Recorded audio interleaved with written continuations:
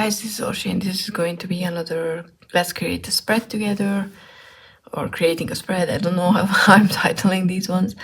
And I was just thinking, that obviously, based on what's happening in my life, there were expectations about what's going to happen, how things are going to progress and change. But of course, that's the expectation, and then there's reality.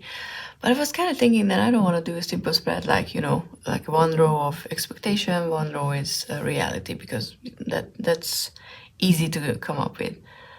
So I was thinking, let's take a more positive approach to the subject, and let's create one that's called expectations versus reality, but it's actually all good. So, and it's on purpose. I didn't do a one-on-one match because I guess the expectation is if there's something we expect, then there has to be something that's matching, that's part of reality. But life doesn't work like that. So I'm using the pocket edition for the Wide Unknown Tarot and for the Wide Unknown Pocket Animal Spirit, because these are the ones that fit my screen currently or ever. But obviously you can use whatever deck you want. I'm using Tarot and Oracle, but if you don't want to use Oracle, you can use just Tarot. If you don't want to use Tarot, you can use just Oracle. It's never, like set in stone. Play around with the spread if it's, if you think it's any help. And let me know what you come up with. So I'm gonna just, I kind of feel like I should do an actual reading so that it makes sense to go through the cards. So let's see, what's the expectation versus reality? You know what? We're gonna see.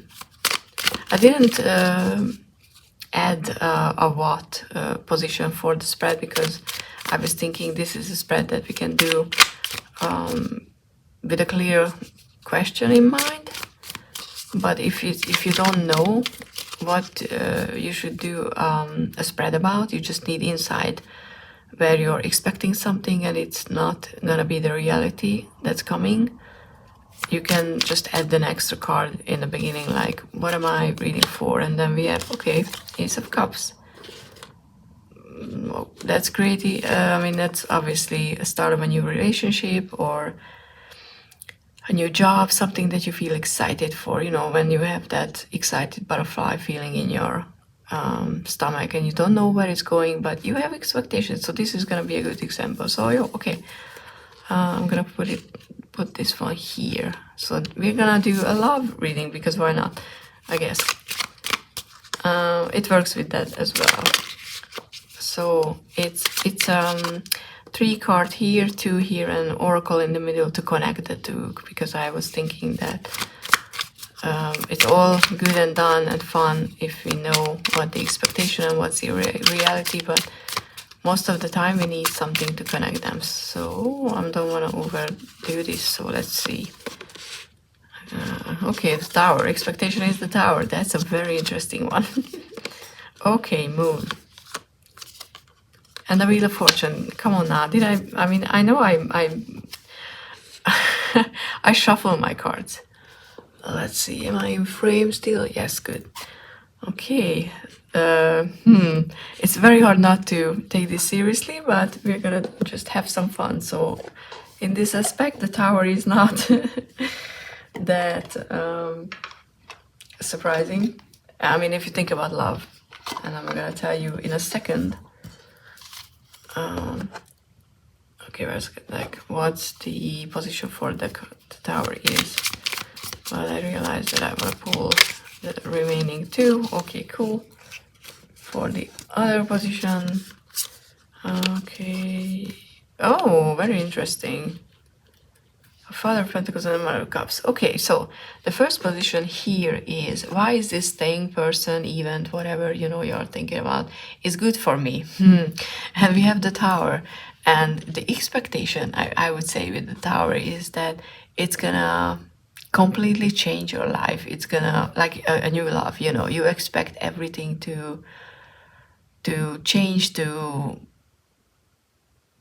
how to say it in a not a negative way, because we're looking at a positive, that it's going to change your life for the better, and it's going to do the work instead of you, I would say, with the Tower in this position. Because sometimes we go into a relationship thinking that this is going to be the person who's going to fix me, this is going to be the first person who's going to come in, see all my problems and just love me for them, and then help me get better, and just solve all my issues. He or she or they or whatever is gonna make me feel less lonely. They're gonna make me feel more loved. I'm not saying that I don't have to do the work, but there are people, or no, all of us at some point hopes that a relationship is going to fix all our problems. There's the expectation of a new love, that it's gonna make things like change and drastically, and it's gonna be like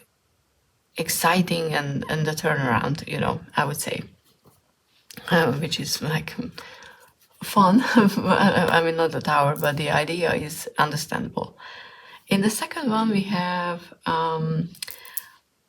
what will it add to my life? Because when we're expecting from something like a relationship, we're expecting things that are going to be good for us. We're thinking about only us, like what is going to happen to me. This is very much of a me, what's happening to me and why is it good for me role, which is understandable. We're all self-centered in certain aspects, or most of our aspects in our life. We just sometimes learn how to not be that self-centered. At least that's my own experience. If you're selfless, then good for you. I'm not. But in this, what will it add to my life? We have the moon.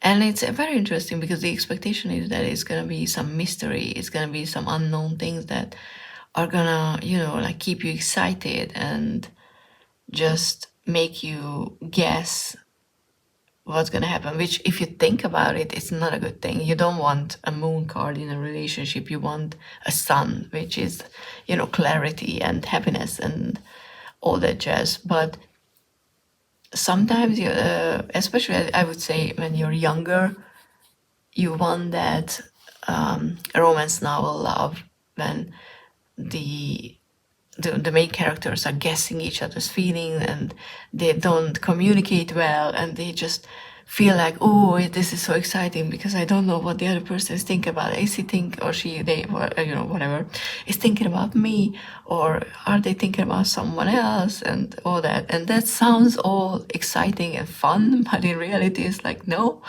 like, let's have clear boundaries, let's have clear communication. So, but at some point, so I would say this could be a good one for a young love. You have that unknown element that you find exciting. So I would say that this adds that mystery into your life. That's the expectation. And the third one is, when will it be happening?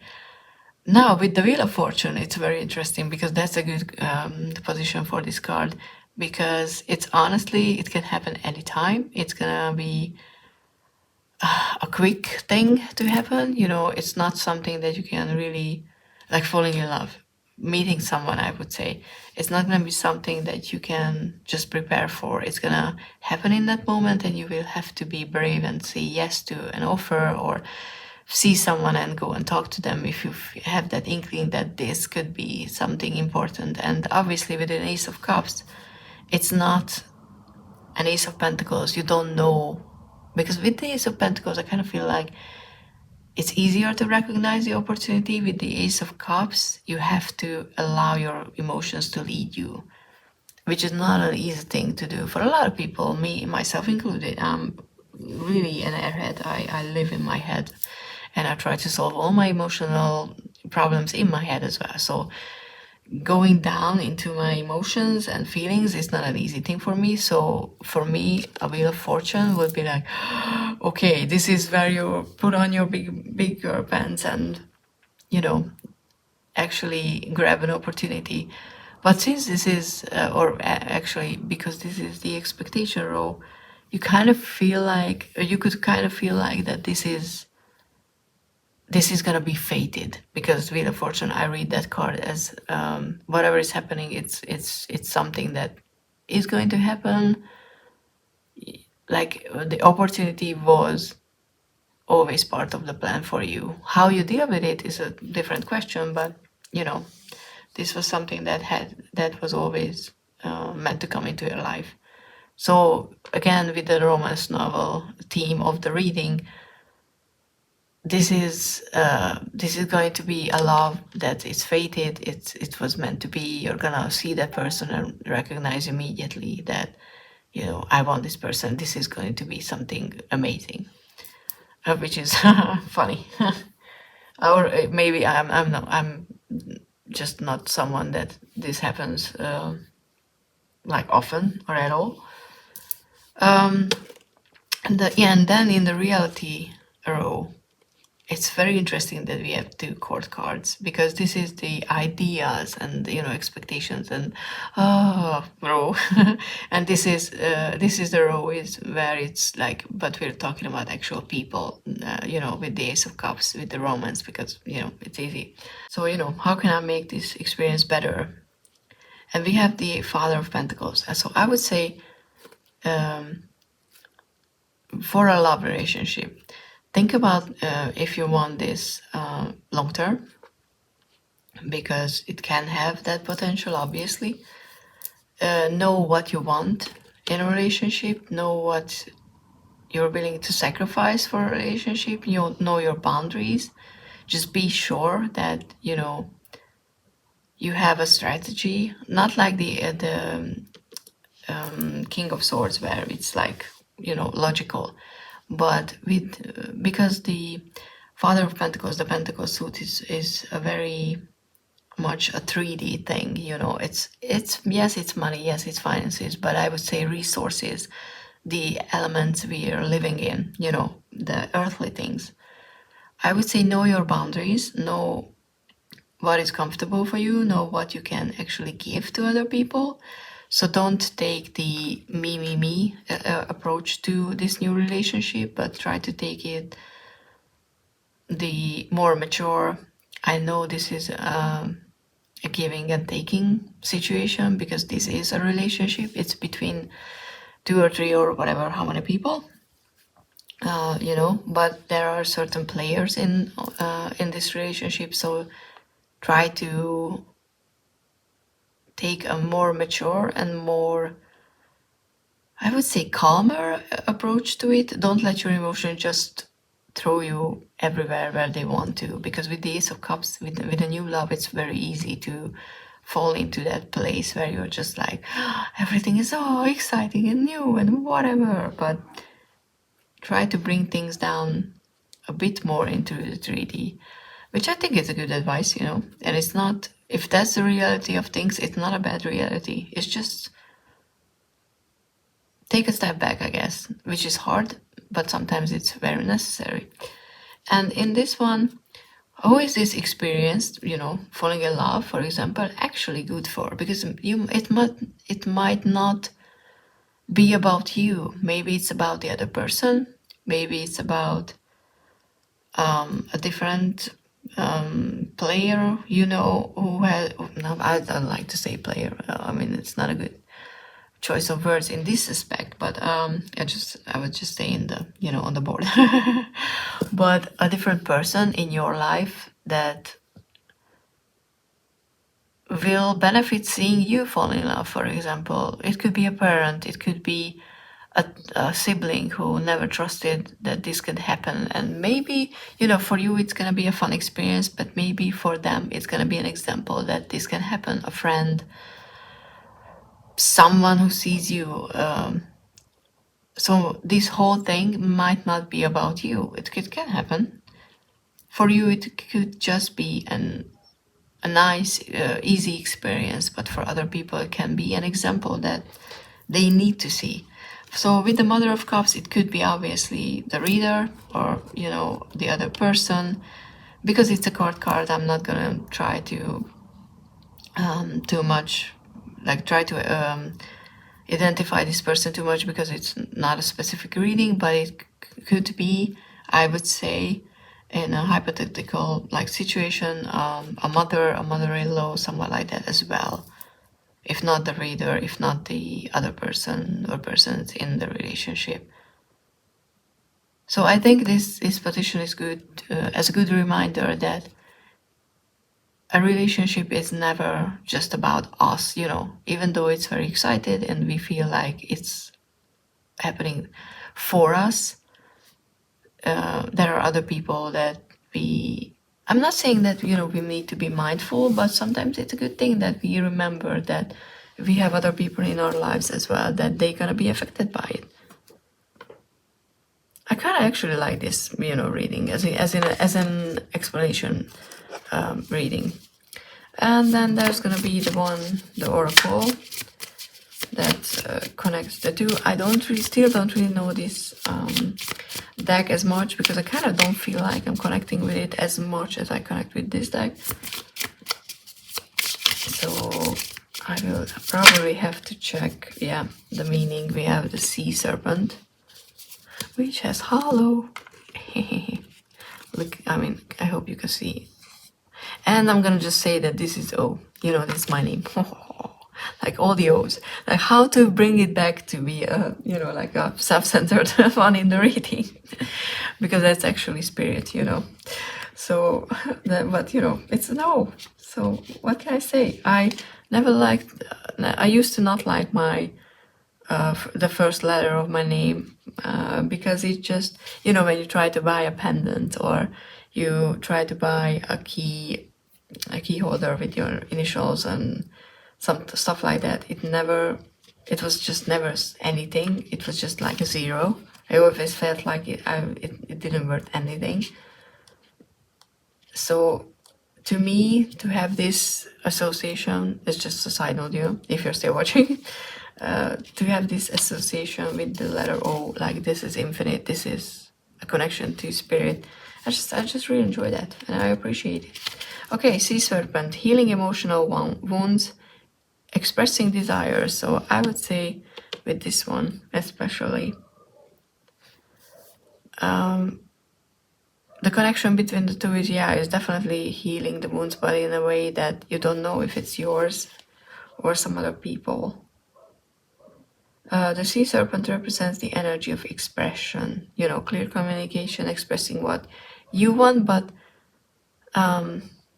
take time to express what you want from the other person, but what you can offer as well, I would say. And when the essence of this card is in balance, we express ourselves creatively and sexually without fear or shame, which is great. Isn't it great for a new love? I would say. Oh, okay. And I just love the color connection between these two, because if you look at the cards, there's a lot of black, some rainbows, but not a lot of colors. And then we have all the blues with and I would say the blue is emotions, which obviously Ace of Cups, it's an emotional reading in a sense. So yeah, I hope this spread can be useful. I find it interesting to play with around. If you want to pull, extra additional cards for positions, you can pull from the same oracle for each, or you can just bring out a different oracle. Obviously with a full-size deck, but normally if you're not filming, you have more options, but I don't really have a lot of tiny ones, so I was using these two. But I really like this reading. I don't know who is this for. If you feel like this is for you, you don't have to go into details, but just please do let me know, because it's just always fun. But yeah, hope this was useful. Hope you enjoy it. Please like, subscribe, comment down below, interact with my channel, because that helps me, and I love reading your comments, guys. But yeah, thank you so much for being here, and see you in the next one. Bye.